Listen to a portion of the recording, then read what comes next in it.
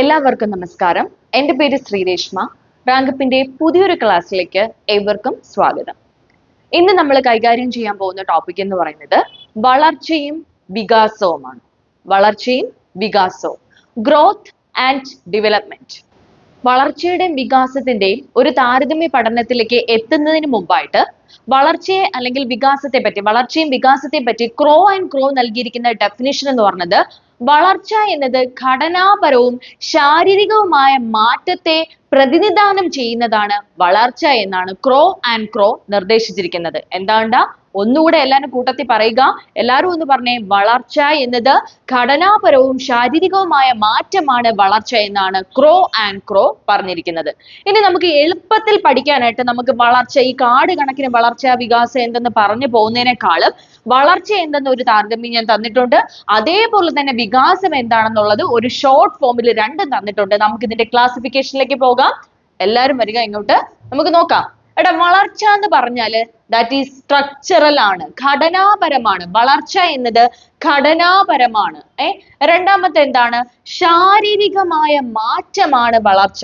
നമ്മൾ വളർച്ച ഉണ്ടാവുക, ഗ്രോത്ത് ഉണ്ടാകുക എന്ന് പറഞ്ഞു കഴിഞ്ഞാൽ അത് നമ്മുടെ എന്താണ്? ശാരീരികമായിട്ടുള്ള, ബോഡിലി ആയിട്ടുള്ള ചേഞ്ചസ് ആണ് എന്തെന്ന് പറയുന്നത്?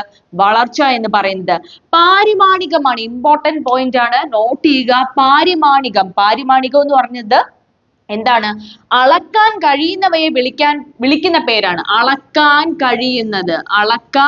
കഴിയുന്നവയെ വിളിക്കുന്ന പേരാണ് എന്തെന്ന് പറയുന്നത്? പാരിമാണികം എന്ന് പറയുന്നത്. വളർച്ച എന്ന് പറയുമ്പോൾ ഒരു വ്യക്തിയിൽ ഉണ്ടാകുന്ന വളർച്ച എന്ന് പറയുന്നത് നമുക്ക് അളക്കാൻ കഴിയത്തില്ലേ? അളക്കാൻ പറ്റും. അയാളുടെ പൊക്കം, തൂക്കം, വണ്ണം മുതലായ കാര്യങ്ങൾ മെഷർമെന്റ് ബേസിസ് ആയിട്ടുള്ള സംഭവങ്ങളാണ്.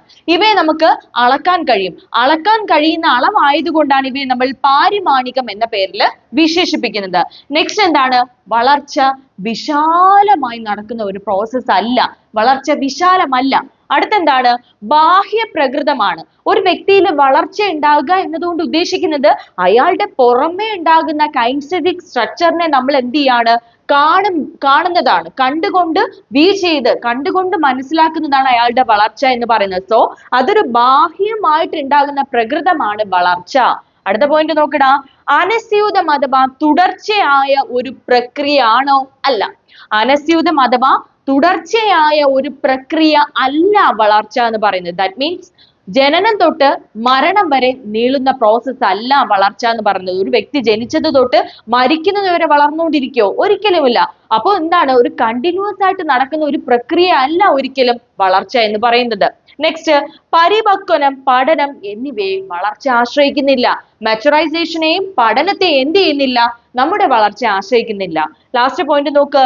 നിരീക്ഷിക്കാനും അളക്കാനും കഴിയും. നമ്മൾ ഇവിടെ പറഞ്ഞ ഇതേ സംഗതി തന്നെയാണ്. പാരിമാണികമാണ്. ഒരു വ്യക്തിയിൽ ഉണ്ടാകുന്ന സഡൻ ആയിട്ടുള്ള ചേഞ്ചസ് അല്ലെങ്കിൽ ഗ്രോത്തുകൾ എന്ന് പറയുന്നത് നമുക്ക് കാണാൻ പറ്റും. ഒരു വ്യക്തിയിൽ ഉണ്ടാകുന്ന വളർച്ച, ഒരു കൊച്ചുകുട്ടി ജനിച്ച് ഓരോ സ്റ്റേജസിലും ആ കൊച്ചു എത്രത്തോളം, കൈകാലുകൾ എത്രത്തോളം വളർന്നു, ബോഡി വെയിറ്റ് എത്രത്തോളം കൂടി, ഇത് നമുക്ക് നിരീക്ഷിക്കാനും പറ്റും. അതുകൂടാണ്ട് തന്നെ ഈ പറയുന്ന മാറ്റങ്ങളെ അളക്കാനും സാധിക്കും. അതുകൊണ്ടാണ് ഇത് നിരീക്ഷിക്കാനും മാറ്റങ്ങൾ അളക്കാനും കഴിയുന്നതാണ് വളർച്ച എന്ന് പറയപ്പെടുന്നത്. ഓക്കെ, അപ്പൊ മനസ്സിലായെന്ന് വിശ്വസിക്കുന്നു. നേരെ നമുക്ക് വികാസത്തിലോട്ട് പോകാം. വികാസം നോക്കിയേ. ഒന്നാമത്തെ പോയിന്റ് ധർമ്മപരമാണ്. വികാസം എന്ന് പറഞ്ഞാൽ എന്താണ്ടാ? ഇത് ഘടനാപരമാണെങ്കിൽ ഇത് ധർമ്മപരമാണ്. നമ്മുടെ പുരോഗതികളും പുരോഗനാത്മകമായിട്ടുള്ള കാര്യങ്ങളാണ് നമ്മൾ എന്തിൽ ഡിസ്കസ് ചെയ്യുന്നത്? നമ്മുടെ വികാസത്തിൽ വരുന്നത്. സോ വികാസം എന്ന് പറയുന്നത് ധർമ്മപരമാണ്. നെക്സ്റ്റ് എന്താണ്? ഗുണാത്മകമാണ്. വികാസം എന്താണ്ട? ഗുണാത്മകമാണ്. ഇവിടെ പാരിമാണികം എന്നാണ് പറഞ്ഞത്. പാരിമാണികം അളക്കാൻ കഴിയുന്നതാണ്. പക്ഷെ വികാസം നമുക്ക് അളക്കാനോ തൂക്കാനോ നിരീക്ഷിക്കാനോ മെഷർമെന്റ് ചെയ്തു നോക്കാനോ പറ്റുമോ? ഇല്ല. അതെന്തിനെ ബേസ് ചെയ്തിരിക്കുന്നു? ക്വാളിറ്റിയെ ബേസ് ചെയ്തിരിക്കുന്നത് കൊണ്ടാണ് വികാസത്തെ ഗുണാത്മകമാണെന്ന് പറയുന്നത്. നെക്സ്റ്റ് പോയിന്റ് ആന്തരികമാണ്. വളർച്ച നേരെ ഓപ്പോസിറ്റ് ആണ്. വളർച്ച ബാഹ്യമാണ്. ബാഹ്യമാണെങ്കിൽ നോക്കിയേ, നമ്മുടെ വികാസം ആന്തരികമാണ്. ദാറ്റ് മീൻസ് എന്താണ്? ഒരു വ്യക്തിയുടെ വൈകാരികം, സാമൂഹികം, ഭൗതികം അങ്ങനെയുള്ള എല്ലാ പ്രോസസ്സുകളും അടങ്ങുന്നത് കൊണ്ടാണ് ഇത് ആന്തരികമാണെന്ന് നമ്മൾ എന്തിനെ വിശേഷിപ്പിക്കുന്നത്? വികാസത്തെ വിശേഷിപ്പിക്കുന്നത്. നെക്സ്റ്റ് പോയിന്റ് എന്താണ്? വിശാലമാണ്, സമഗ്രമാണ്. എന്നാൽ നേരെ ഓപ്പോസിറ്റ് അല്ലേ വളർച്ച പറഞ്ഞത്? വളർച്ച വിശാലമാണോ? ജനനം തൊട്ട് മരണം വരെ നമ്മുടെ വളർച്ച നടക്കുന്നുണ്ടോ? ഇല്ല, വിശാലമല്ല. വളർച്ച പറഞ്ഞത്. നേരെ വിപരീതമാണ് വികാസം. വികാസം എന്ന് പറഞ്ഞാൽ എന്താണ്? വിശാലമാണ്. അത് കൂടാണ്ട് തന്നെ എന്താണ്? സമഗ്രവുമാണ്. നെക്സ്റ്റ് എന്താണ്? വികാസം അനസ്യൂതമാണ്. ദാറ്റ് മീൻസ് തുടർച്ചയായി നടക്കുന്ന പ്രവർത്തനമാണ് വികാസം. ഒരു വ്യക്തി ജനിക്കട്ടെ, ജനിച്ചത് തൊട്ട് അവന്റെ മരണം വരെ എന്ത് നടക്കുന്നുണ്ട്? അവനെ ശവക്കല്ലറയിൽ കൊണ്ടുവരുന്നത് വരെ എന്തുണ്ടടാ? അവിടെ എന്ത് നടക്കുന്നുണ്ട്? വികാസം നടക്കുന്നുണ്ട്. നെക്സ്റ്റ് എന്താണ്? മാറ്റങ്ങൾ അളക്കാനോ നിരീക്ഷിക്കാനോ കഴിയില്ല. അത് കഴിയുന്ന എവിടെയാണ്? മാറ്റങ്ങൾ അളക്കാനും നിരീക്ഷിക്കാനും നമുക്ക് കഴിയുന്നത് വളർച്ചയിലാണ്. വികാസത്തിൽ ഞാൻ ഓൾറെഡി പറഞ്ഞു, അവിടെ അങ്ങനെയുള്ള യാതൊരുവിധ പ്രോസസ്സുകളും നടക്കുന്നില്ല. വികാസ പ്രക്രിയയിലെ മാറ്റങ്ങൾ നമുക്ക് അളക്കാനും പറ്റും. അതുകൂടാതെ അളക്കാനോ നിരീക്ഷിക്കാനോ നമുക്ക് എന്ത് ചെയ്യത്തില്ല? കഴിയത്തില്ല എന്നാണ് പറയുന്നത്. ഓക്കെ, അപ്പൊ ഈ ക്ലാസിഫിക്കേഷൻ നന്നായിട്ട് നോക്കി വെക്കുക, നോട്ട് ചെയ്ത് പോവുക. ഇത് വളരെ പ്രധാനമായിട്ടുള്ളതാണ്. കൂടാതെ തന്നെ വലിച്ചു വാരിയുള്ള രീതിയിലല്ല, സിമ്പിൾ ഫോമാറ്റിലാണ് നിങ്ങൾക്ക് ഈ തന്നിരിക്കുന്നത് ഇതിന്റെ ക്ലാസിഫിക്കേഷൻ. അവിടെ നമുക്ക് വികാസ തത്വത്തിലേക്ക് കടക്കാം. വികാസ തത്വത്തിൽ 1, വികസനം ഒരു തുടർ അഥവാ അനുസ്യൂത പ്രക്രിയയാണ്. ദാറ്റ് മീൻസ് നമ്മുടെ വികാസം എന്ന് പറയുന്നത് ഒരു വ്യക്തിയുടെ ഗർഭധാരണം മുതൽ മരണം വരെ നീളുന്ന പ്രവർത്തനമാണ് വികാസം എന്ന് പറയുന്നത്. അതെന്ത് ചെയ്യുന്നില്ല? ഒരിക്കലും നിലയ്ക്കുന്നില്ല. ജനിക്കുന്നത് തൊട്ട് മരിക്കുന്നത് വരെ വികാസ പ്രവർത്തനങ്ങൾ നടക്കുന്നു. സെക്കൻഡ് പോയിന്റ്, വളർച്ചയുടെയും വികാസത്തിന്റെയും നിരക്ക് ഒരുപോലെയല്ല. കറക്റ്റ് അല്ലേ? വളർച്ച എന്ന് പറഞ്ഞു കഴിഞ്ഞാൽ ഒരു നിശ്ചിത സ്റ്റേജ് കഴിയുമ്പോൾ നമ്മളുടെ വളർച്ച എന്ത് ചെയ്യുവാണ്? നിലയ്ക്കും. അതേസമയം വികാസമാണെങ്കിലോ ഒരു തുടർ പ്രവർത്തനമാണ്. നമ്മൾ മരിക്കുന്നത് വരെ കണ്ടിന്യൂസ് ആയിട്ട് അല്ലെങ്കിൽ അനസ്യൂതമായിട്ട് നടക്കുന്ന ഒരു പ്രോസസ്സാണ് നമ്മുടെ എന്തെന്ന് പറയുന്നത്? വികാസം എന്ന് പറയുന്നത്. തേർഡ് പോയിന്റ് നോക്കിയേ, വ്യക്തി വ്യത്യാസം അഥവാ വ്യക്തികൾ തമ്മിൽ ഭിന്നതയുണ്ട്. നമ്മൾ ഓരോ മനുഷ്യരെ എടുത്ത് നോക്കുകയാണെങ്കിൽ ഓരോ മനുഷ്യരും വ്യത്യസ്തരാണ്. ഓരോ മനുഷ്യരുടെ രീതികള്, അഭിരുചികള്, താല്പര്യങ്ങൾ എന്നിവ പരിഗണിക്കുകയാണെങ്കിൽ എല്ലാവരിൽ നിന്ന് വ്യത്യസ്തമാണ്. അത്ര കാര്യം മാത്രം നിങ്ങൾ പരിഗണിക്കുക. ഇവിടെ ശ്രദ്ധിക്കേണ്ട പോയിന്റ്, ഒരു 2 വ്യക്തികളെ നമ്മൾ ഒരു ക്ലാസ് മുറി എടുക്കുകയാണ്. ഒരു എക്സാമ്പിൾ പറയുമ്പോൾ 2 കുട്ടികൾ, ക്ലാസ്സിലുള്ള 2 കുട്ടികളെ എടുക്കുകയാണ്.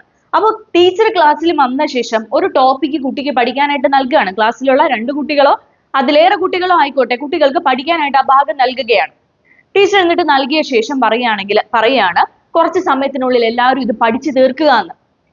ടോപ്പിക്ക് കൊടുത്ത ശേഷം ഓരോ കുട്ടികളും അത് ഗ്രാസ്പ് ചെയ്തെടുക്കുന്ന ലെവൽ ഈസ് കാറ്റഗറിയിലി ഡിസ്റ്റിങ്ക്ട് ആണ്, വളരെയധികം വ്യത്യസ്തമാണ്. ചില കുട്ടികൾ അത് എന്ത് ചെയ്യും? വളരെ പെട്ടെന്ന് തന്നെ പഠിച്ചു തീർക്കും. ചില പിള്ളേരെ കൊണ്ട് നോക്കുകയാണെന്നുണ്ടെങ്കിൽ പെട്ടെന്ന് അതിനെ എന്ത് ചെയ്യാൻ പറ്റത്തില്ല? പഠിച്ചു തീർക്കാനായിട്ട് പറ്റത്തില്ല. ഇതിവിടെ സൂചിപ്പിക്കുന്നത് വ്യക്തികൾക്കിടയിൽ ഉണ്ടാകുന്ന വ്യക്തി വ്യത്യാസത്തെയാണ് ഇവിടെ കാണിക്കുന്നത്. ഓക്കെ, 4ാമത്തെ പോയിന്റ് ആയിട്ടുള്ള വികാസഗതി നിയമമാണ്. ഈ വികാസഗതി നിയമത്തെ നമ്മൾ വീണ്ടും 2ആയിട്ട് ക്ലാസിഫൈ ചെയ്യാം. 1, ശിരപാദാഭിമുഖ ക്രമം. എന്താണ്? ശിരപാദാഭിമുഖ ക്രമം. ദാറ്റ് മീൻസ് തല തൊട്ട് പാദം വരെ എന്ന ക്രമം. സെക്കൻഡ് നോക്കിയേ, സാമീപ്യ ദൂരസ്ഥ ദിശാക്രമം. ഇങ്ങനെ 2 രീതിയിൽ നമുക്ക് വികാസഗതി നിയമത്തെ ക്ലാസിഫൈ ചെയ്യാം. 1ാമത്തെ സംഭവം നോക്കാം, ശിരപാദാഭിമുഖ ക്രമം. ഒരു നവജാത ശിശുവിന്റെ 1/3 എന്ന് പറയുന്നത് അവന്റെ തലയായിരിക്കും. പിന്നെ എന്ത് ചെയ്യുന്നു? കുട്ടിയുടെ ഏറ്റവും കൂടുതൽ വികാസം പ്രാപിക്കുന്ന അല്ലെങ്കിൽ വളർച്ച പ്രാപിക്കുന്നത് തലഭാഗമായിരിക്കും.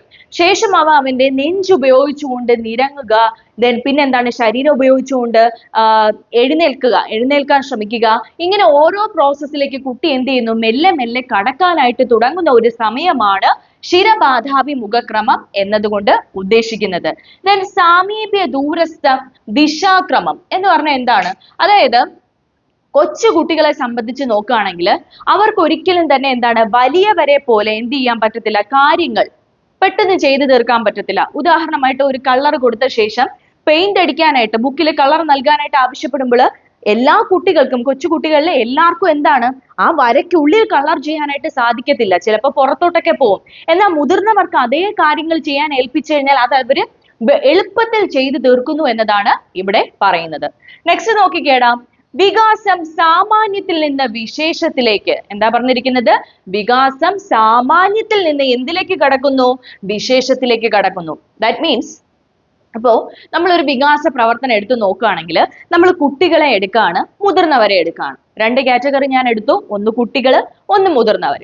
ഈ കുട്ടികൾക്ക് എന്തെങ്കിലുമൊക്കെ പ്രശ്നങ്ങളോ വൈഷമ്യങ്ങളോ ഉണ്ടാകുമ്പോൾ അവരെന്ത് ചെയ്യും? ഉദാഹരണമായിട്ട് തണുപ്പ്, വേദന, അതുകൂടാതെ തന്നെ ചൂട്, ഇങ്ങനെയൊക്കെയുള്ള പ്രതിഭാസങ്ങൾ ഉണ്ടാകുമ്പോൾ അവരത് വീട്ടുകാരെ അല്ലെങ്കിൽ അച്ഛനെയോ അമ്മയോ അറിയിക്കാൻ വേണ്ടി മുറിവുകളോ വേദനകളോ തണുപ്പോ അനുഭവപ്പെടുമ്പോൾ ശരീരം മാസകലം ഇളക്കിക്കൊണ്ട് ഇപ്പൊ വിശപ്പോ എന്തെങ്കിലുമൊക്കെ അനുഭവപ്പെടുമ്പോൾ അവരെന്ത് ചെയ്യും? വിശക്കണമെന്ന് പറയാൻ അവരുടെ ഹോൾ പാർട്ട് യൂസ് ചെയ്യാണ്, ഫുൾ ബോഡി എന്ത് ചെയ്യാണ്? ഇളക്കി മറിച്ചുകൊണ്ടാണ് അവരവരുടെ തോന്നുന്ന പ്രശ്നങ്ങൾ എന്ത് ചെയ്യുന്നത്? കൺവേ ചെയ്യുന്നത്. ഓക്കെ, അത്തരത്തില് മുതിർന്നവരെയും കുട്ടികളെയും താരതമ്യം ചെയ്യുമ്പോൾ കുട്ടികൾക്കുണ്ടാവുന്ന ആഹ്ലാദത്തിന്റെ ലെവൽ വളരെ കൂടുതലായിരിക്കും, അല്ലെങ്കിൽ കുട്ടികളിൽ ഉണ്ടാകുന്ന സന്തോഷത്തിന്റെ ലെവൽ വളരെ ഹൈ ആയിരിക്കും.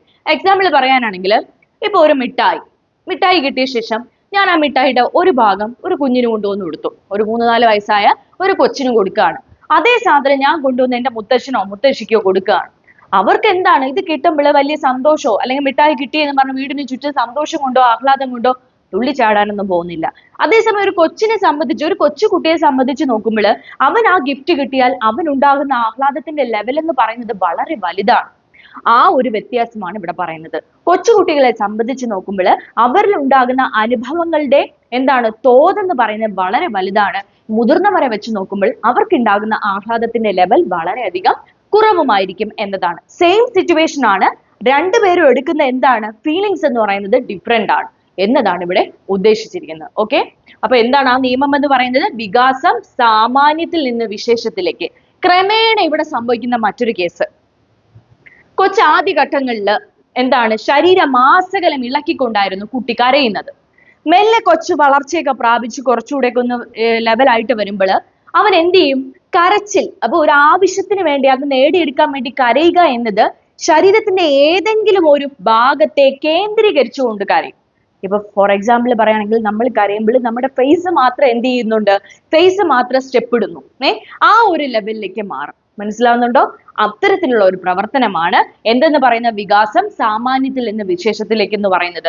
ഒരാവശ്യം കൺവേ ചെയ്യാനായിട്ട് പിന്നെ കുട്ടി കരയുമ്പോൾ ശരീരം മൊത്തം ഇളക്കാണ്ട് ശരീരത്തിന്റെ പ്രത്യേക ഭാഗങ്ങളെ കേന്ദ്രീകരിച്ചുകൊണ്ട് അവൻ എന്ത് ചെയ്യും? കരയുകയോ മറ്റോ ചെയ്യും. അടുത്തതായിട്ട് നമ്മൾ കടക്കുന്നത് ഉദ്ഗ്രഥീത തത്വമാണ്. ഉദ്ഗ്രഥീത തത്വം എന്ന് പറയുന്നത് നമ്മൾ സമഗ്രമായ സമഗ്രതയിൽ നിന്ന് ഭാഗങ്ങളിലേക്ക് പോവുകയാണ് ചെയ്യുന്നത്. അതായത് നമ്മൾ മൊത്തത്തിലുള്ള കാര്യങ്ങളായിട്ട് മൊത്തത്തിൽ അതിനെ ഉൾക്കൊണ്ട ശേഷം അതിന്റെ ഓരോ ഭാഗങ്ങളിലേക്ക് കടന്നു പോകുന്നതിനെയാണ് ഉദ്ഗ്രഥീത തത്വം എന്നതുകൊണ്ട് ഉദ്ദേശിക്കുന്നത്. നെക്സ്റ്റ് നോക്ക്, വികാസം പരസ്പരം ബന്ധപ്പെട്ടിരിക്കുന്നു. എന്താണ് പറഞ്ഞിരിക്കുന്നത്? വികാസം പരസ്പരം ബന്ധപ്പെട്ടിരിക്കുന്നു. അതായത് ഇവിടെ ഉദ്ദേശിച്ചിരിക്കുന്നത്, ഒരു എക്സാമ്പിൾ ഞാൻ പറയാം. ഒരു ക്ലാസ്സിൽ കൈകാലുകൾക്ക് ശേഷി കുറഞ്ഞ ഒരു കുട്ടി ഉണ്ടെന്ന് വെക്കുക.